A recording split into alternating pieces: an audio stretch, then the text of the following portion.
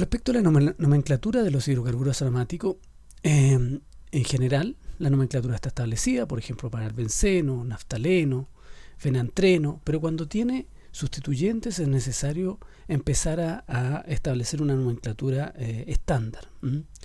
Los hidrocarburos aromáticos con ramificaciones se los designa como los alcanos, es decir, numerando la cadena, señalando en la posición más baja posible el radical que es hidrocarburo aromático.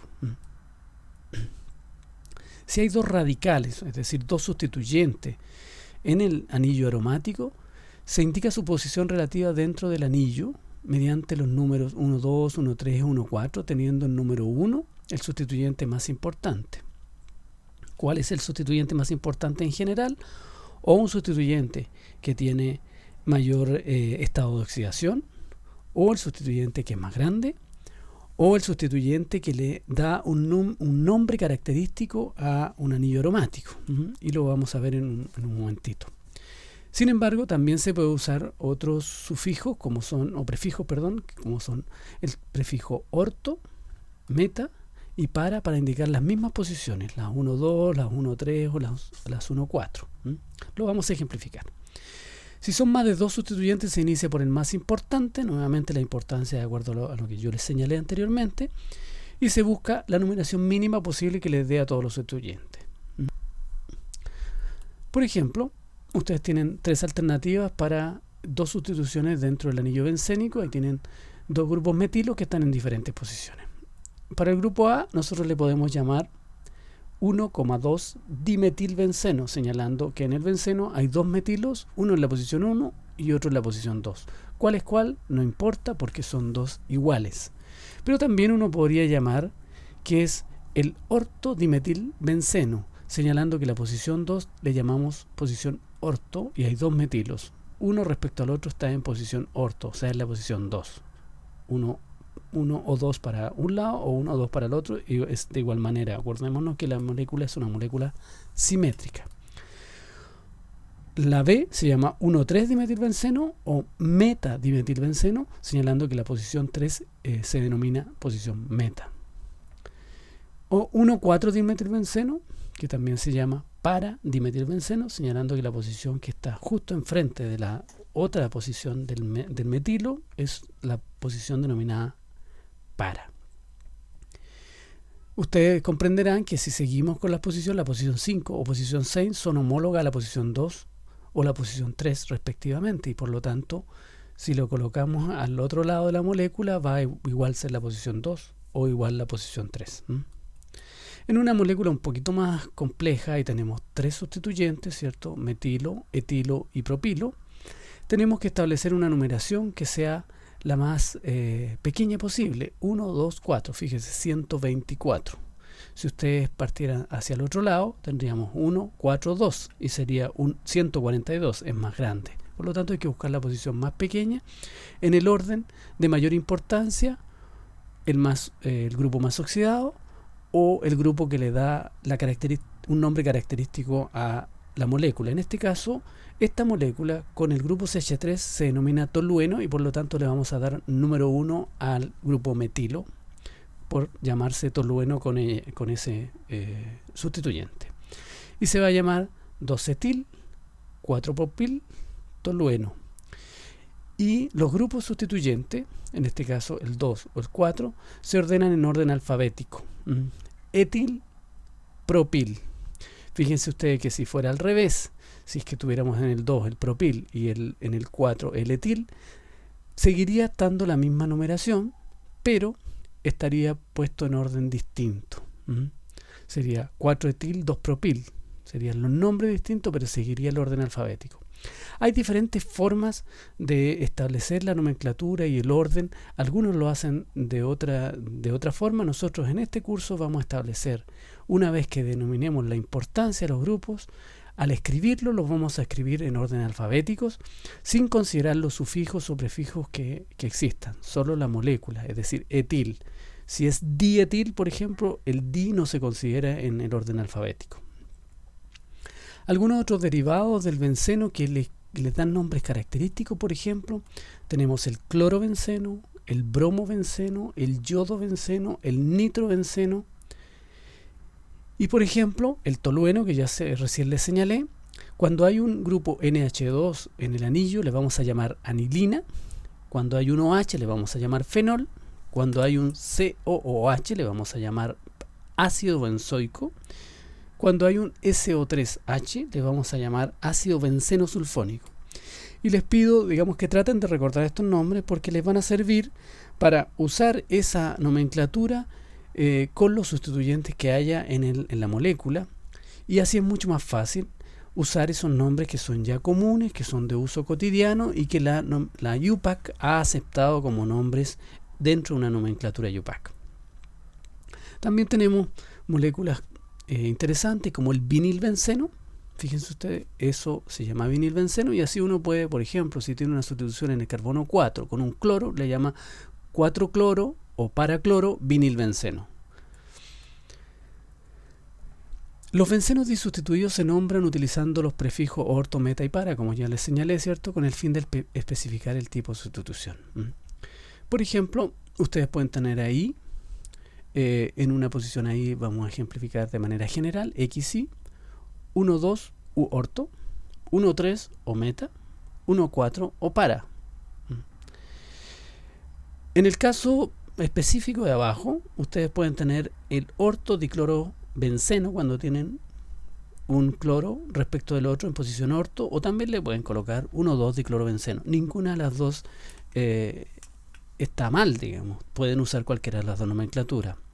El ácido metacloroperoxibenzoico, considerando que el benzoico, que es el grupo más oxidado, es el principal, y en posición meta está el cloro. Fíjense ustedes que a propósito los dimos vuelta, no es necesario que coloquen el grupo principal hacia arriba, justo en la primera posición. Está el cloro en primera posición, pero sabemos que el grupo COOH es el más importante y por lo tanto el cloro queda en la posición 3 o en la posición meta. Y en el otro caso, el paranitrofenol, vamos a considerar el grupo fenol, que es conocido como un nombre común, y en posición para o en posición 4 el grupo nitro. Reforcemos el concepto de cuando hay un sustituyente particular que le da un nombre especial a un anillo aromático. Si uno de los dos grupos es de la clase que le da un nombre especial a la molécula, el compuesto se nombra como un derivado de este compuesto especial. Y a ese se le asigna, donde está, se le asigna el número 1 al carbono. Entonces, por ejemplo, aquí ustedes tienen el tolueno, que es con el CH3, ¿cierto? Y en posición orto o 2, el nitro, y por lo tanto ortonitrotolueno. O para clorofenol, que está al lado, en que el OH le da el nombre especial, y se llama fenol, y en posición para o 4 está el cloro. Y así, el bromobenzoico, en donde el COOH le da el nombre especial, que es benzoico, ¿cierto? Y ustedes tienen en posición meta o en posición 3 el bromo. Y también la bromonilina, en posición orto, en donde el NH2 con el benceno se llama anilina, y en posición orto o 2 está el bromo. Uno un poquito más complejo es el 5-bromo-3-nitrofenol, donde OH le da el nombre especial, en posición 3, que es el grupo nitro, que es el más oxidado, y en posición 5 está el grupo el bromo, ¿cierto? El radical bromo, y se denomina 5-bromo-3-nitrofenol en orden alfabético. Otro grupo importante de aromáticos son los hidrocarburos aromáticos policíclicos. Estos son un grupo especial de aromáticos que son compuestos que están formados de 2 o más anillos aromáticos, por lo tanto se llaman polinucleares o policíclicos, en anillos que comparten lados. Por ejemplo, el naftaleno, fíjense ustedes que son 2 bencenos como que están compartiendo un lado. Y este naftaleno tiene 3 estructuras QQ, es decir, 3 estructuras que muestran los enlaces en diferentes posiciones posibles. Tenemos también el antraceno, que está a su mano izquierda, que son 3 anillos unidos por los lados que tienen esa estructura, y que abajo pueden ver ustedes los enlaces en una de las estructuras QQ posible.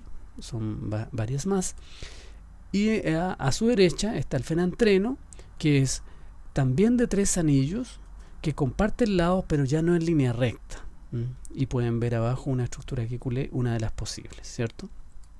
Uno de los compuestos bien interesantes y bien conocidos es el benzoapireno, que además es un cancerígeno importante, un cancerígeno es producido en tabaco y en una serie de procesos de combustión incompleta, que fíjense ustedes, es más complejo, son 5 anillos aromáticos, 5 bencenos por decirlo así, que comparten lados, pero que en algunas partes de la molécula comparte varios lados.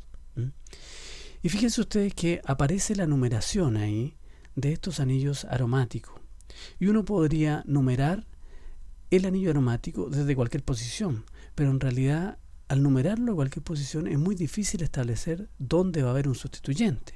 Así que se ha establecido una especie de nomenclatura estándar para los anillos aromáticos, en que lo que se pretende es primero colocar la molécula de tal forma que en un eje XY la masa, el volumen, el vector volumen de la molécula quede hacia arriba y hacia la derecha.